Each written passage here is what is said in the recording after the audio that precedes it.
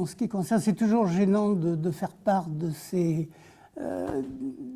sa vie personnelle. Alors, si Fanny m'a invité, c'est que je suis un cas un peu particulier, c'est-à-dire qu'en fait, je suis juif et que j'ai été caché à la Viste pendant la guerre, donc protégé pendant que ma mère a été déportée. Voilà, donc c'est un témoignage qui sera un petit peu particulier, mais il n'empêche que j'ai vécu la vie de tout Vistard de cette époque exactement comme eux. Donc je peux en témoigner. Je crois que j'ai encore suffisamment de neurones pour me souvenir de pas mal de choses. L'arrivée, par exemple, à la Viste. On arrive, moi je suis arrivé un soir, passé par la chapelle. Donc je vous avoue que je ne connaissais aucune prière. Faire une génuflexion, boum, c'est la première fois que je voyais ça. Et on se retrouve dans un réfectoire où il y a tout un tas de monde et silence, on vous regarde arriver comme une bête curieuse. Maintenant, je crois que ce qui vous intéresse, c'est ce qui est relié directement à la Deuxième Guerre mondiale.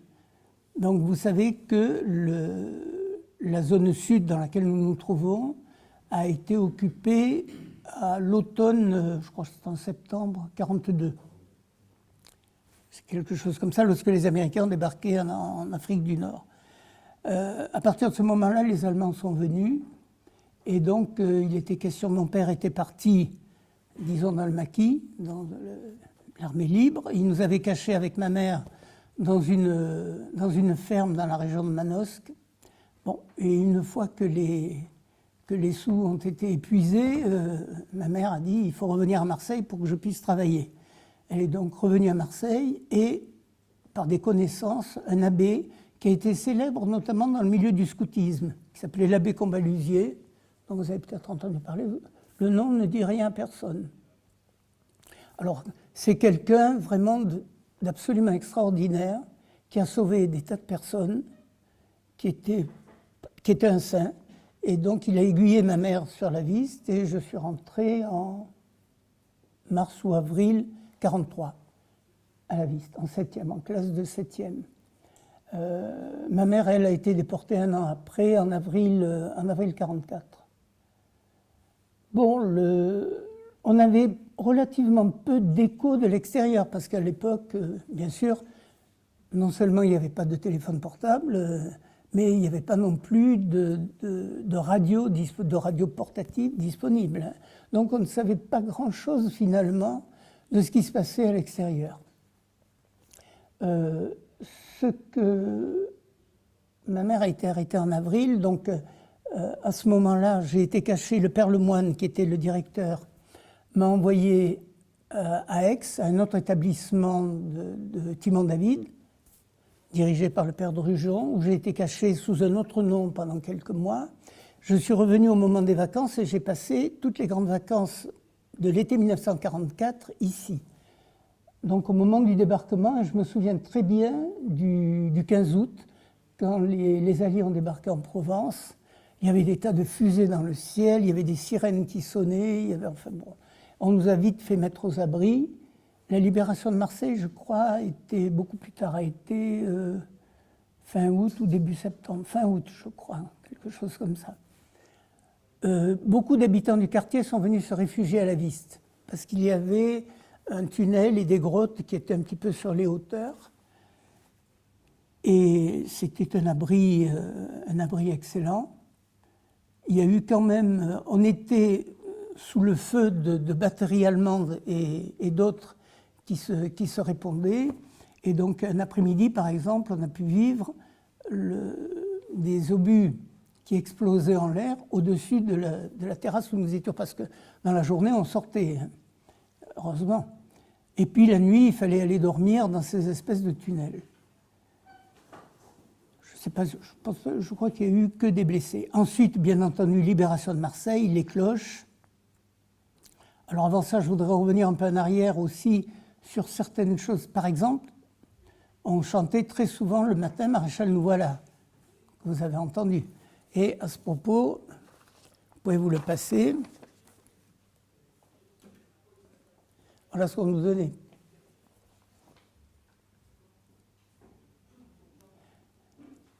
Et bien entendu, le maréchal Pétain était considéré, et par la majorité des Français, quoi qu'on en dise, moi j'ai pu assister lorsqu'il est venu à Marseille, je crois que c'était en 1900, fin 40 ou début 41, une foule comme, bon, quand on est enfant, ça semble toujours immense, mais une foule immense.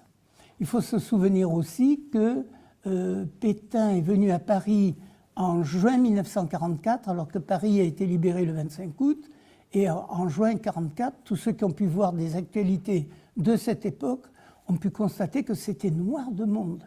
Pétain était vraiment... il était le sauveur de la France.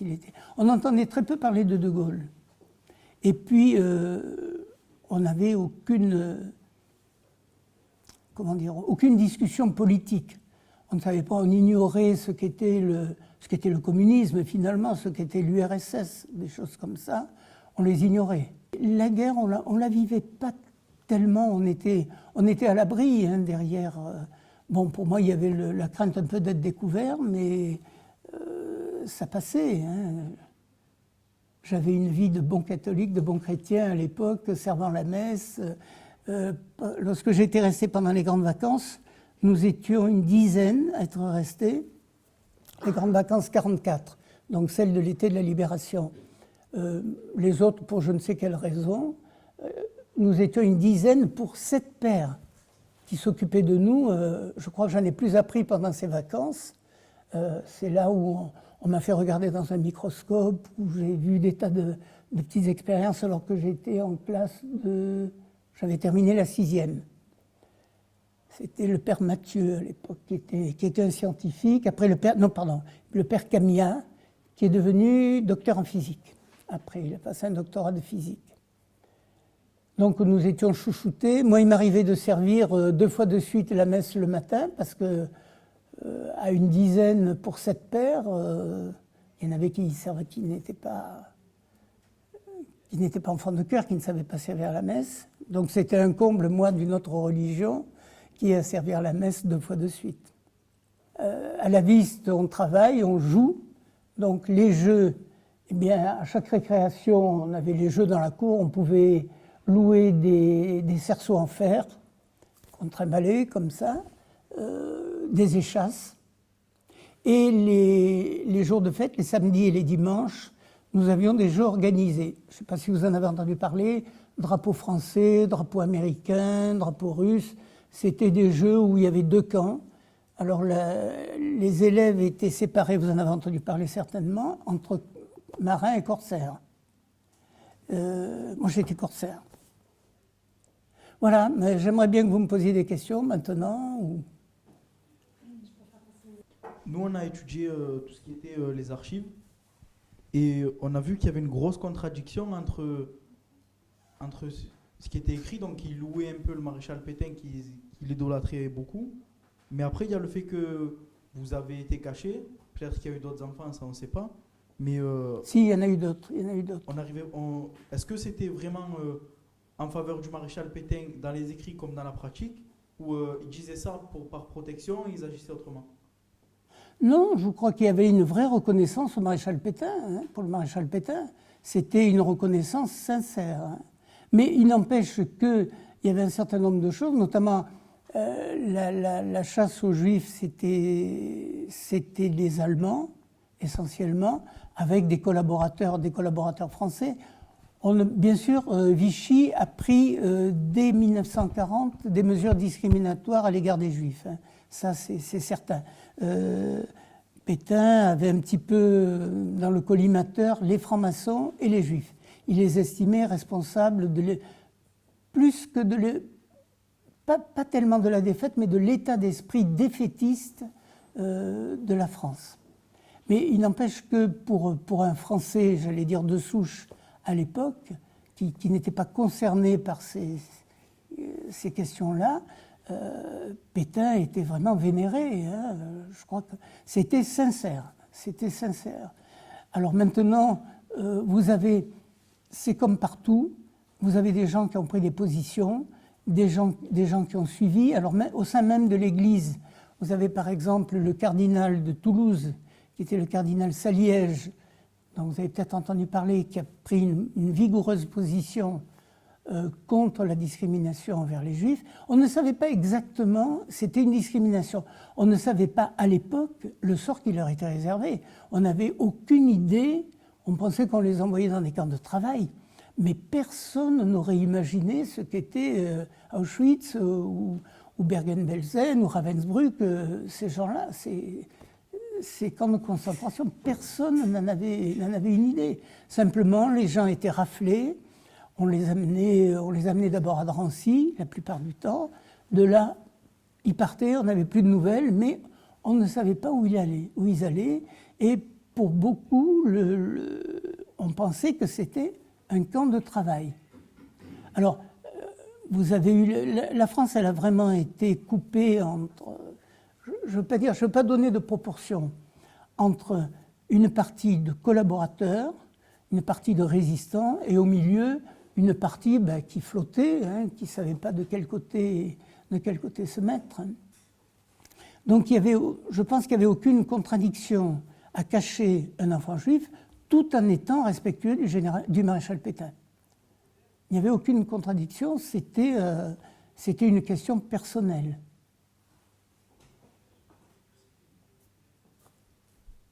Je vais ajouter une petite question sur est-ce que vous saviez qu'il y avait d'autres enfants qui étaient cachés en même temps que vous?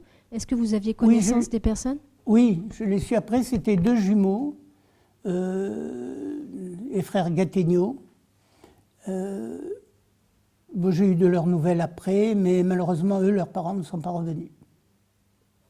Bon, moi j'ai eu la chance que ma mère revienne de déportation parce qu'elle avait une santé robuste et qu'elle n'a été arrêtée qu'en avril 1944, ce qui fait qu'elle a pu supporter la déportation. Alors si vous voulez une simple anecdote, vous savez comment ça se passait enfin vous en avez entendu parler des camps de déportation, c'est-à-dire que quand les déportés arrivaient, ils étaient dans des wagons à bestiaux, vous aviez quelqu'un qui les sélectionnait, un SS en général, qui les sélectionnait et qui envoyait les plus faibles, femmes avec enfants, etc., directement en chambre à gaz et four, et les plus valides pour travailler. Et ma mère aidait une vieille dame qui avait encore une valise, et ma mère lui portait sa valise. Et arrivé à la sélection, au SS, le SS, comme ma mère elle devait avoir une trentaine d'années à l'époque, paraissait robuste, il les a séparés, la vieille personne vers la chambre à gaz et ma mère vers les travailleurs. Mais ma mère avait gardé la valise et elle a couru après la vieille pour lui rendre sa valise. Donc elle aurait très bien pu, le SS aurait bien pu se dire, puisque tu as envie d'y aller, tu y vas. Non, il lui a crié après et Raus, il l'a renvoyé dans l'autre file. Donc elle a eu une chance là assez extraordinaire. Quand elle a été libérée, elle est passée par l'hôpital Édouard Herriot à Lyon, quand elle a été rapatriée. Et c'est le père Lemoine qui lui a écrit, qui a été averti en premier, qui lui a écrit que j'étais vivant. Donc, voilà. Bon, c'est des moments, quand on a 10 ans, on le vit pas, on réalise pas tellement les choses. Hein, c'est pas...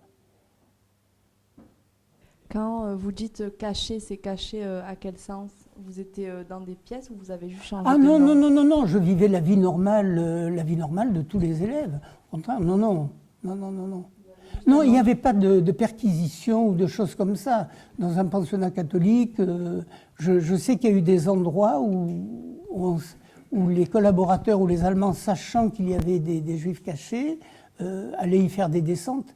Mais à la Vis, je n'ai jamais vu un seul Allemand, ni même quelqu'un de la milice, par exemple. Vous savez qu'il y avait la milice qui pourchassait, qui étaient donc des gens collaborants, une organisation paramilitaire, disons, qui collaborait avec l'Allemagne. Je n'ai jamais vu personne à la Vis. Je n'ai été caché j'avais gardé mon nom, mais parce qu'il paraissait français, on lui mettait un D à la fin, et donc ça faisait très français comme nom. Par contre, quand on m'a envoyé à Aix, là on m'a appelé Dupont, Marcel Dupont. Et alors la petite anecdote aussi, j'ai retrouvé l'année suivante des enfants, des élèves d'Aix qui venaient à la Viste et qui disaient « Mais tu t'appelles Dupont, toi, tu t'appelles pas Béard ?» C'est pas, enfin, ça leur posait tout un tas de questions. Mais sinon, non, on n'était pas cachés, on était vraiment parmi les autres. D'autant plus que moi, j'avais été baptisé avant d'être à la Viste et je m'étais mis très vite au courant de toutes les prières, même en latin. J'en sais beaucoup plus en latin qu'en hébreu. D'ailleurs, en hébreu, j'en connais pratiquement pas. Et donc, je passais vraiment pour quelqu'un comme les autres. Hein. Bonjour, je voulais vous demander, ça n'a pas été dur pour vous de devoir vous adapter à une autre religion? Vous savez, à 10 ans, on est malléable. Hein. Pour tout vous avouer, je pensais presque me faire curer en quittant la Viste. Non, on est marqué, d'autant plus que, étant resté pendant les grandes vacances, et servant la messe quasiment tous les jours, j'étais imprégné. Et disons que pour un enfant de 10 ans, excusez-moi, pour un enfant de 10 ans, la ferveur, par exemple, de la Semaine Sainte. On allait faire le jeudi saint au soir, dans la nuit du jeudi au vendredi, on allait faire la veillée dans une petite chapelle annexe, et on faisait pendant la nuit, à tour de rôle, une petite veillée d'une heure. Non, j'étais vraiment imprégné de religion catholique pendant longtemps. Alors là, bon, si vous me permettez une petite anecdote personnelle, alors. Avant-guerre, j'avais été dans les Louveteaux, et puis après-guerre, ma mère, en reconnaissance, m'avait laissé à la Viste pendant un moment, puis après à une autre école chrétienne, Saint-Jean-Baptiste de la Salle, pendant 2 ans encore, et là, elle m'avait mis chez les Scouts de France, qui à l'époque étaient l'équivalent, je crois, des Scouts d'Europe maintenant, donc très catholiques, enfin, c'était les Scouts catholiques.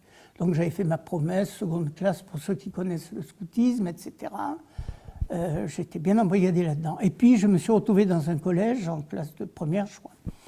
Et je retrouve un cousin, c'était en 1947, qui me dit « Mais on est en train de remonter une troupe d'éclaireurs israélites. Et toi qui as l'expérience, et personne n'a l'expérience du scoutisme, est-ce que tu ne voudrais pas venir avec nous ?» Et je me suis retrouvé... Puis j'ai dit oui, à l'époque j'étais devenu un peu agnostique, hein, surtout que mon père m'avait récupéré, bien qu'il n'était pas religieux, mais enfin il voyait d'un assez mauvais œil que je continue mes prières. Bon. Et donc je suis rentré chez les éclaireurs israélites en étant tout de suite chef de patrouille. Et puis la première fois que je me suis retrouvé à un repas, à la prière avant le repas en hébreu, je vous avoue que j'étais bien embêté, hein, parce que j'en avais strictement... Alors là aussi, je m'y suis mis. Alors effectivement, quand on est entre deux, après, on met tout de côté, non pas athée, mais bon, je pense que vous savez ce que signifie agnostique. C'est-à-dire, on ne conclut pas. Y a-t-il quelque chose ou n'y a-t-il rien? On a suivi ça justement pendant les grandes vacances d'été. J'ai pu suivre à la radio les discours. Il y a quelqu'un dont vous avez peut-être entendu parler, Philippe Henriot. Est-ce que ça vous dit quelque chose? Philippe Henriot, c'était un chroniqueur, collaborateur, et qui faisait des discours enflammés contre l'Amérique, bien contre les États-Unis, contre les Alliés, disons. Hein, et en disant, et c'était prémonitoire, que la France allait devenir une tête de pont de l'Amérique contre l'URSS. Et donc les pères écoutaient, je pense qu'ils écoutaient aussi bien Londres, mais ça, ils devaient se cacher un petit peu pour l'écouter. Mais ils écoutaient et c'était tous les jours vers midi. Et nous étions, on se mettait dans le couloir, ils nous invitaient pas, ils nous demandaient pas d'y assister, mais on se mettait dans un couloir, c'était vers la bibliothèque, là, et il y avait un des bureaux d'un des pères, et on se planquait là pour écouter ces discours enflammés de Philippe Henriot. Mais pour nous, ça représentait absolument rien. Une tête de pont, on n'avait aucune idée de ce que ça pouvait être. Donc on était complètement à l'écart du déroulement lui-même de la guerre. D'autant plus que, alors, s'il y avait des élèves dont les parents étaient prisonniers, par exemple, dont le père était prisonnier et dont ils attendaient des nouvelles. Et il y avait beaucoup aussi d'élèves venant de la région nord, du nord de la France, qui s'étaient repliés dans le sud, mais simplement pour des questions de sécurité. Et puis qui s'étaient retrouvés là, bien sûr, une fois la zone sud occupée par les Allemands. Bonjour. Bonjour. Vous avez dit que pendant le temps de guerre, quand vous étiez ici, vous n'aviez pas trop conscience de ce qui se passait dehors. Plus tard, quand vous avez appris ce qui se passait, vous avez été choqué. C'est pas ce que vous imaginiez? Oui. Oui, parce que quand on a découvert ce que c'était les camps, ce qu'étaient les camps et autres, et quand j'ai revu ma mère, alors là aussi une anecdote, les déportés étaient rasés, donc hommes et femmes. Quand ma mère est revenue, elle était rasée. Et vous savez qu'à la Libération, il y a eu les femmes qui avaient, disons, on peut le dire à votre âge, qui avaient couché avec les Allemands, se retrouvaient rasées et bien souvent avec une croix gammée peinte sur le front. Et donc ces femmes-là, après, étaient obligées de mettre quelque chose sur la tête, un turban, un truc comme ça. Et quelques mois après le retour de ma mère, qui était encore bien rasée, elle avait un turban sur la tête. Et en se promenant sur la Canebière, bon, je ne vous dis pas l'injure d'un gars qui lui a fait sauter le turban en la traitant de collabo. Heureusement, nous étions avec un ami assez costaud qui a remis les choses en place. Mais c'est un truc que je ne peux pas vous dire, comment on peut vivre. Ça, je crois que ça a été un des trucs les plus terribles que j'ai vécu. De voir sa mère revenir de déportation et se faire traiter de collabo. Donc, effectivement, mais toujours pareil, hein, on l'a vécu dans une époque. J'étais beaucoup plus jeune que vous à l'époque. Je crois que la maturité, on ne l'a pas suffisamment pour réaliser ce que c'est vraiment. Je vous avoue que je n'ai été à Auschwitz qu'il y a une dizaine d'années, c'est tout. Auparavant, non, je pense qu'on essaye d'oublier aussi.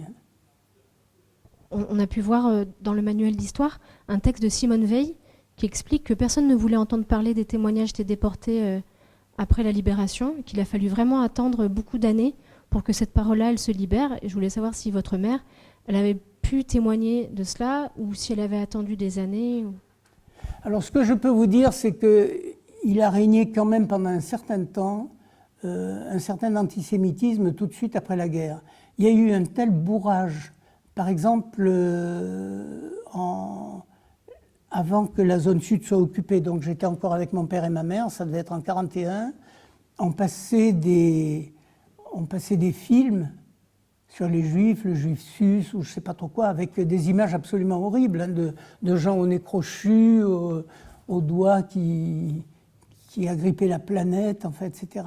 Ce qui fait qu'après la guerre, il est demeuré un certain, disons, ça n'a pas duré longtemps, mais 2-3 ans. Une petite anecdote, j'étais à Marseille, j'étais sur un cours à Marseille, et la pluie s'est mise à tomber.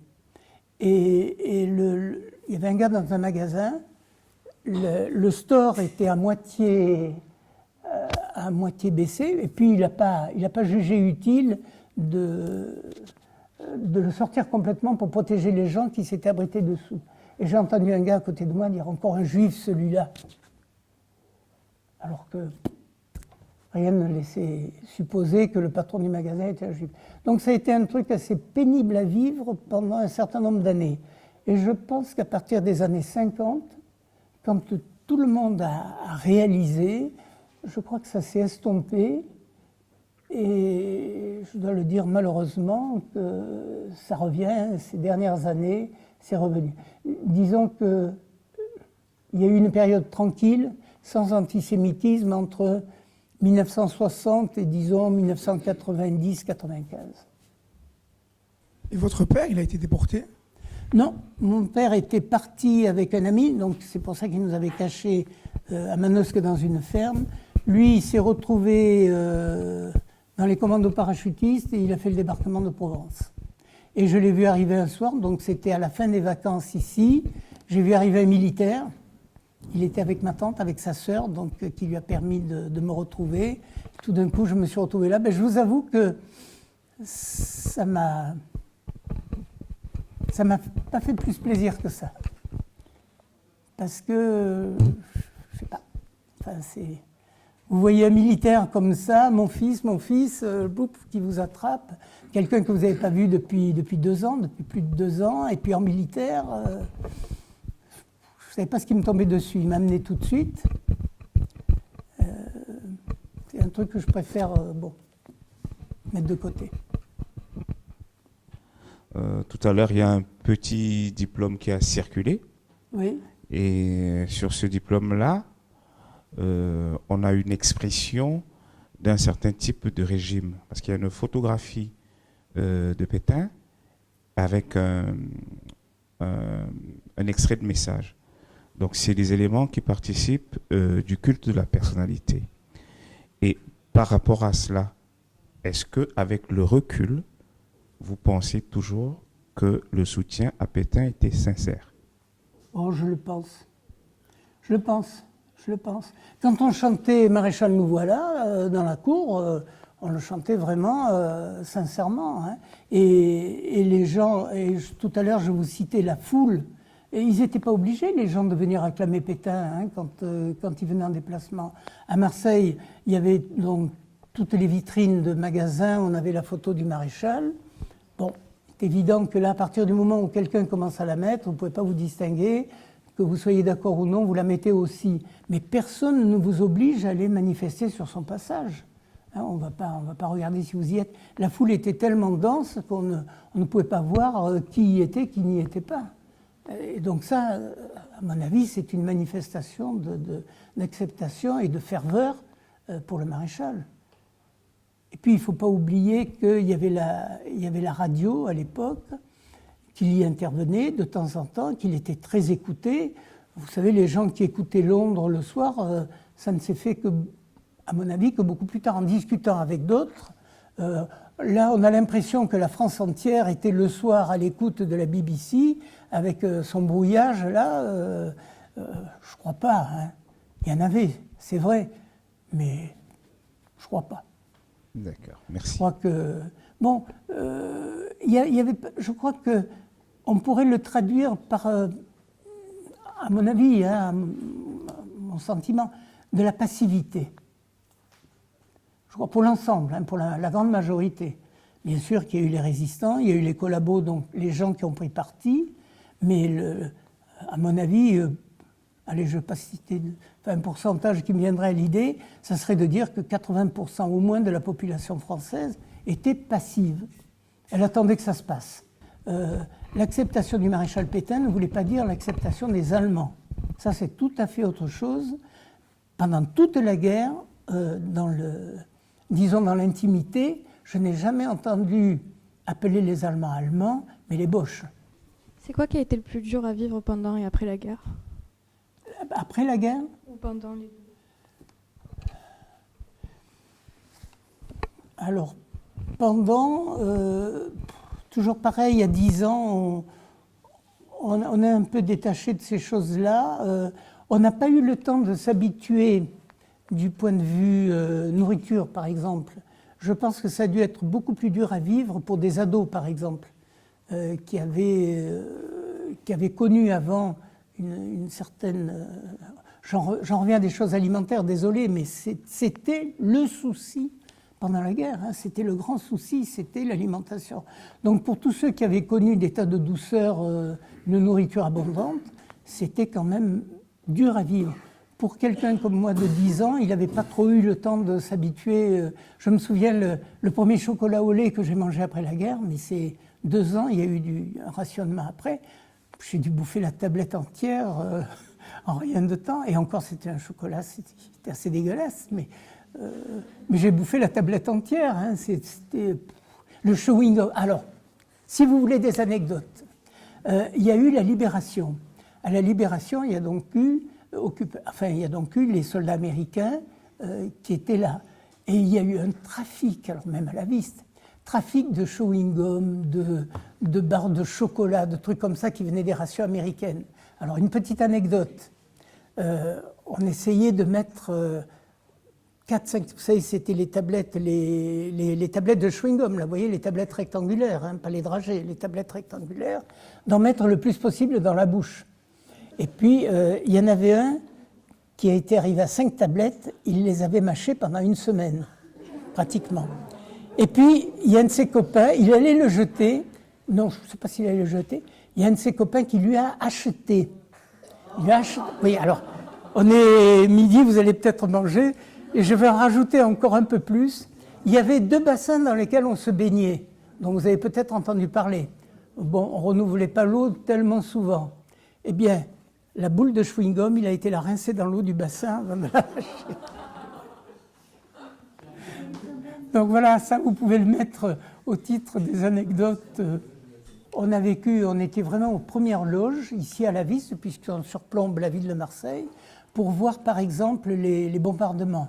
Alors, bombardement américain, par exemple, il y a eu le bombardement, je crois que c'était le 27 mai 1944, quelque chose comme ça, où il y a eu 3 ou 4 000 morts, enfin. Où les Américains, la tactique de bombardement, c'était le chef de groupe est au-dessus de son objectif, il largue ses bombes et tous les autres avions larguent leurs bombes en même temps. Donc il y a eu un véritable massacre. Pour ceux qui connaissent la Canebière, est-ce que vous voyez le croisement du boulevard du Gommier et puis du boulevard d'Athènes qui monte à la gare? Donc il y avait un cinéma dans l'angle qui s'appelait Cinéac et il y avait une femme agent qui a fait rentrer des gens pour les mettre à l'abri dans le hall du cinéma. Et une bombe est tombée là.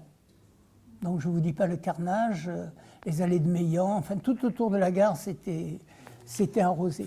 Et ce qu'on a vu justement à la Libération, alors du coup, je crois que les Américains n'étaient pas tellement en odeur de sainteté. J'ai d'ailleurs entendu quelque chose d'assez bizarre au cours d'une colo de vacances. Je devrais pas, non, je ne vais pas le dire. Si. La première colonie de vacances après la guerre, Saint-Pierre-de-Chartreuse, et on y allait en train, on allait en train jusqu'à Grenoble. Et à un moment donné, on s'est trouvé au niveau d'un train de soldats américains. Et il y en avait qui étaient sur les marchepieds et autres. Et on a un des vistards qui était là, qui a attrapé le calot d'un soldat américain. Notre train partait, notre train roulait très lentement, l'autre était arrêté, il lui a attrapé le calot au passage. Et puis après, bon, les autres disent « Ouais, tu l'as fauché, c'est dégueulasse, en fait, etc. » Et puis il y a un père qui était là qui a dit « Voler des Américains, ça n'est pas voler. » Bon, je crois que les Américains n'étaient pas tellement en odeur de sainteté quand même. Alors, je reviens à la libération de Marseille, et on voyait les Anglais bombarder les îles du Frioul en piqué, c'est-à-dire qu'eux prenaient des risques, alors qu'on voyait les avions américains qui, eux, ils larguaient ça de haute altitude. Donc on peut comprendre aussi le ressentiment qu'on pouvait avoir vis-à-vis des Américains. Mais il n'empêche que, après, quand on était dans les rues, par exemple à Marseille, et qu'on voyait des soldats, on leur demandait, alors à l'époque on disait pas do you have, mais have you chewing gum, please? Et puis je me suis fait répondre une fois, non mon petit, c'était un soldat français, un uniforme américain. C'était une époque assez bizarre de trafic, de tas de choses, où on a pu voir les tabords marocains, je ne veux pas dépasser l'heure, où on a pu, par exemple, on a fait un pèlerinage à pied de Notre-Dame-de-la-Vis à Notre-Dame-de-la-Garde. Je ne sais pas si vous voyez ce que ça représente. Et donc au passage en ville, on s'est retrouvé à voir les tabords, je ne sais pas si vous en avez entendu parler aussi, des tabords marocains, qui étaient des troupes qu'on appelait coloniales à l'époque, et qui avaient une espèce de gandoura avec des rayures jaunes et marron, et un turban, bien entendu. Et pour nous, de voir ces gens-là, c'était assez extraordinaire. Et puis les Américains, bien entendu, bon, leur courir après pour avoir du chewing-gum.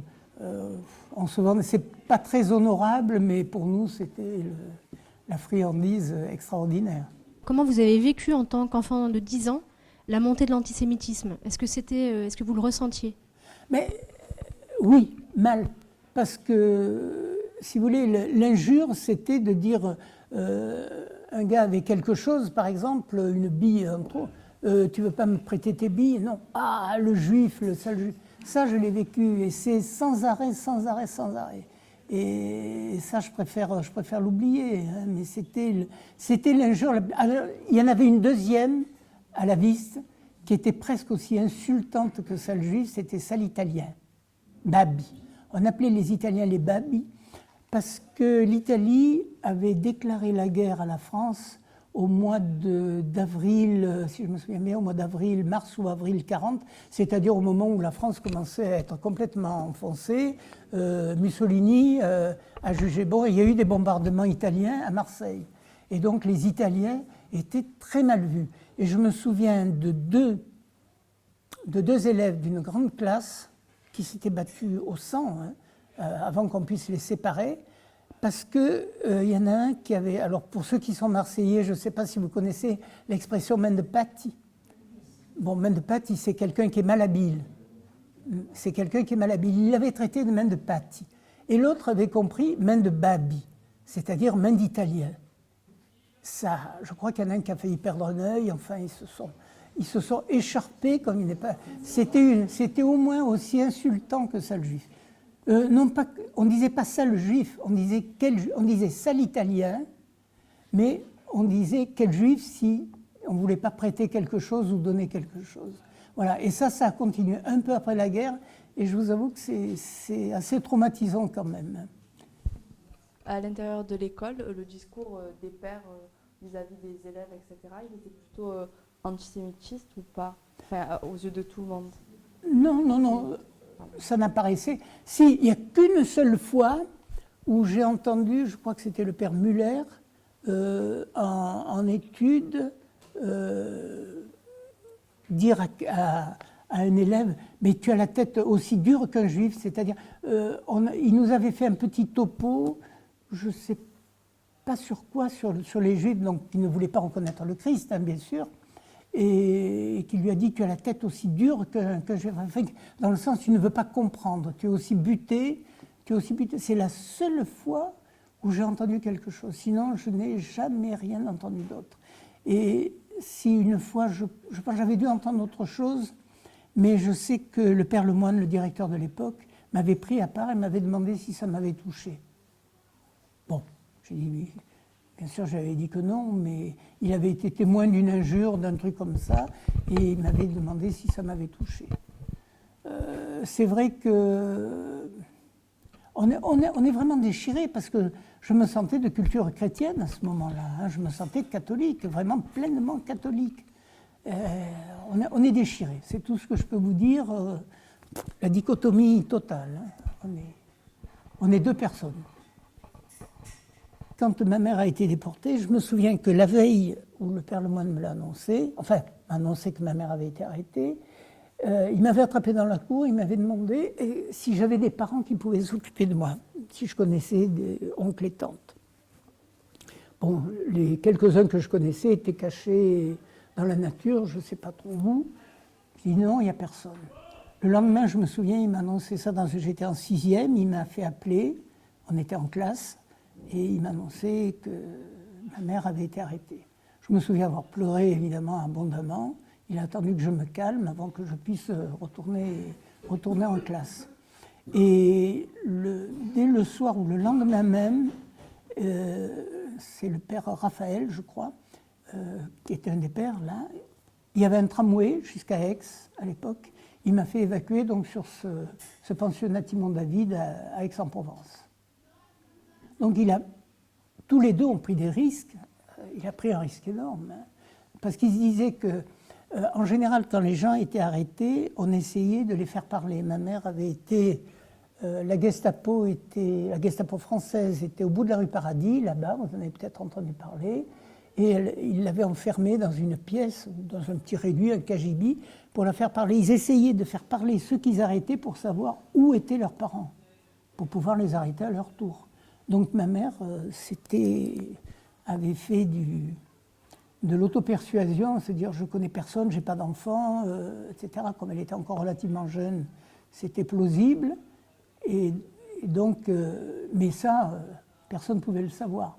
Donc il a quand même pris ce risque de m'envoyer à Aix, on pouvait être arrêté, on pouvait être contrôlé à n'importe quel moment. Hein. Ou même auparavant, rien n'interdisait, rien n'empêchait à ce que des collaborateurs, la milice, viennent dans la pension et recherchent des juifs. Donc le risque était énorme. Et il l'a pris. Et c'est pour ça que je suis là aujourd'hui. Hein. J'ai une dette de reconnaissance envers la Viste qui est quand même assez énorme. Et même malgré mon âge plus que respectable, je continue à avoir cette reconnaissance. J'étais aux 150 ans d'ailleurs. L'arrestation de ma mère, voilà encore une anecdote. Ma mère a été attrapée dans la rue parce qu'elle travaillait dehors, dans un magasin devant. Elle avait trouvé ce job, elle a été dénoncée. Et donc, la milice en traction avant, elle m'a raconté, ils étaient 4, ils sont venus l'attraper, et ils ont essayé, ma mère se débattait, ils ont essayé de la faire monter dans la voiture. Et à ce moment-là, ma mère se débattait toujours, et ils ont demandé l'aide d'un agent qui était là. Et l'agent a fait tout ce qu'il a pu pour que ma mère ne monte pas dans la voiture. Alors c'était la grosse bagarre, et à ce moment-là, il y a un type de la foule qui est sorti et qui est venu aider les miliciens à mettre ma mère dans la voiture. Alors que l'agent, le flic, essayait, lui, il faisait tout ce qu'il pouvait, ma mère me racontait, il se mettait en travers, il faisait semblant, il fermait la portière, il faisait des trucs comme ça, et c'est un civil qui était dans la foule qui est venu aider la milice. Donc vous voyez qu'il y a de tout. On voit un flic, on dit « Ah, lui, il était flic pendant la guerre. » Ben, voilà, il était flic, mais voilà ce qu'il a fait, lui. Et il savait très bien qu'on arrêtait ma mère parce qu'elle était juive. Hein, il n'y avait pas de problème. Quand elle m'a raconté ça, ben, c'est quelque chose quand même qui vous touche. Bon, je crois que l'important là-dedans, c'est de retenir l'objectivité, c'est de ne pas être sectaire, d'une part, de ne pas être victime d'une idéologie. Et quand on regarde l'histoire, essayer de se renseigner à plusieurs sources, mais ça, je crois que vos profs doivent vous le dire. Une source unique, c'est jamais très bon. Voilà. Mais là, vous avez de la matière, parce que je pense que les archives, elles ne doivent pas manquer. Hein. C'est tout ce que... On vous remercie beaucoup d'être venu. Si ça a pu vous apporter quelque chose...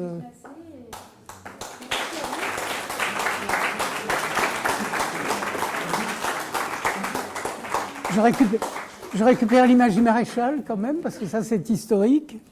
Alors il y en a qui disaient que, voilà une histoire qui courait pendant la guerre, c'est les timbres étaient à l'effigie du maréchal Pétain.